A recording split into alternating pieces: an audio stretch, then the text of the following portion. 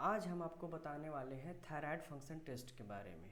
एक अनुमान के मुताबिक लगभग हर घर में थायराइड के पेशेंट मौजूद हैं, या कभी अगर किसी को भी पैरों में सूजन आने की समस्या होती है, या ठंडी लगती है, या भूख नहीं लगती है, या वजन तेज़ी से बढ़ता है, तो ऐसे में डॉक्टर उनको थायराइड की जांच कराने की सलाह देते हैं। तो थायराइड की जांच में क्या कराते हैं, कैसे कराते हैं और इससे क्या निष्कर्ष निकलता है, हम आज के वीडियो में आपको विस्तार से बताएंगे। तो थायराइड ग्रंथि होता क्या है? थायराइड ग्रंथि गले में स्थित एक ग्लैंड है जिससे कि बहुत से हार्मोन निकलते हैं, जिनमें मुख्य रूप से T3 और T4 है, जो कि शरीर के विकास में काम आते हैं। यह शरीर के तापमान को भी नियंत्रित करते हैं और शरीर के चयापचय यानी मेटाबॉलिज्म को भी प्रभावित करते हैं। नवजात शिशुओं में और बच्चों में दिमाग विकसित करने में भी इनकी महत्वपूर्ण भूमिका होती है। थायराइड ग्लैंड से जो हार्मोन निकलते हैं मुख्य रूप से T3 और T4 है, और यह दोनों जो है हमारे मेटाबॉलिज्म को प्रभावित करते हैं। हमारे शरीर में जितने भी मेटाबॉलिक एक्टिविटी होती है, कहीं ना कहीं इनका रोल होता है। अगर हाइपोथायराइडिज्म में TSH का लेवल जो है काफ़ी ज़्यादा हो जाता है, जबकि T3 T4 का लेवल कम होता है। इसमें जो TSH है ये पिट्यूटरी ग्लैंड से निकलता है।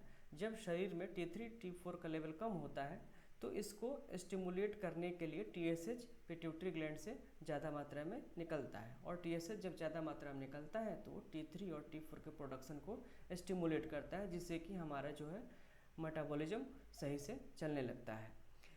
T3 और T4 के निर्माण के लिए आयोडीन की भी आवश्यकता होती है, इसलिए कई बार ऐसा होता है कि आयोडीन की कमी से हाइपोथायराइडिज्म की स्थिति उत्पन्न हो जाती है। थायराइड फंक्शन के लिए कौन कौन सी जांच कराती हैं? तो इसमें मुख्य रूप से 3 जांचें होती हैं, TSH, T3 और T4। इसमें जो TSH है ये पिट्यूटरी ग्लैंड से निकलता है, और T3 और T4 दोनों थायराइड ग्लैंड से निकलता है।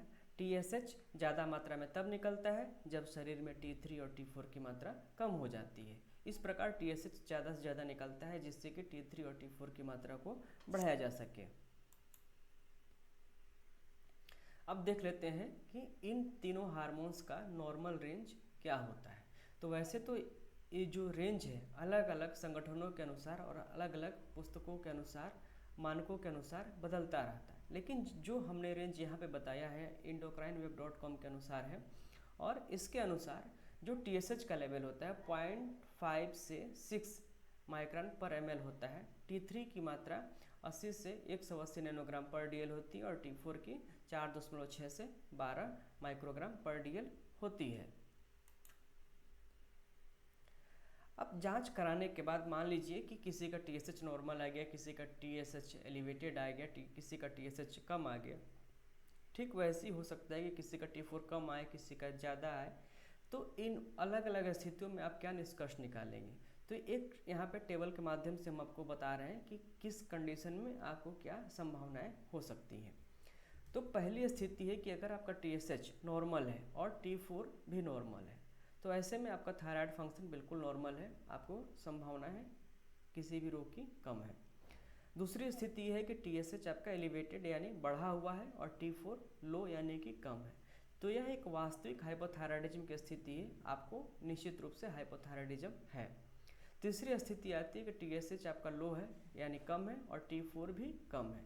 तो यह एक ऐसी स्थिति है जिसे कि हम सेंट्रल हाइपोथायराइडिज्म कहते हैं, यानी कि आपको हाइपोथायराइडिज्म तो है, लेकिन इसका कारण थायराइड न होकर सेंट्रल सिस्टम है, जहाँ से TSH बनता है, वहाँ से TSH ही कम बनता है, जिसकी वजह से T3 और T4 भी कम बनने लगता है। और चौथी स्थिति आती है कि TSH तो आपका एलिवेटेड है यानी बढ़ा है, लेकिन T4 नॉर्मल है। तो यह स्थिति है सब क्लिनिकल हाइपोथायराइडिज्म की, यानी कि अभी थोड़ा सा आपका बढ़ा है, लेकिन भविष्य में आपको हाइपोथायराइडिज्म होने के चांसेस बहुत ज़्यादा हैं। तो आज के वीडियो में हमने आपको थायराइड फंक्शन टेस्ट के बारे में पूरी तरीके से बताया। आपका वीडियो अगर पसंद आया तो इसे लाइक सब्सक्राइब करें, साथ में बेल बटन अवश्य प्रेस करें, जिससे भविष्य में हर वीडियो का नोटिफिकेशन आपको मिल जाए। धन्यवाद।